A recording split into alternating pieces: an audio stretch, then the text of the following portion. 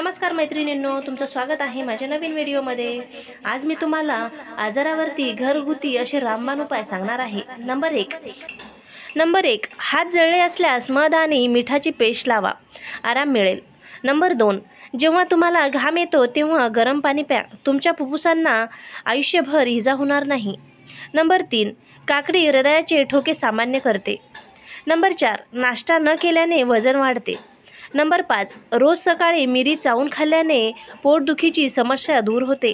Number 6, blackberry जरूर खा, यामुळे पोटात जमा झालेले केस वितळतात आणि सडतात। नंबर 7, कडू बदाम डोळ्याची दृष्टी कमकुवत करतात। नंबर 8, डोक्याला तेल लावल्याने मेंदूला शक्ती मिळते। नंबर 9, जर तुम्हाला पाठदुखी असेल तर झोपण्यापूर्वी कमरेवर एखादी छोटी जड वस्तू ठेवा, वेदना निघून जातील।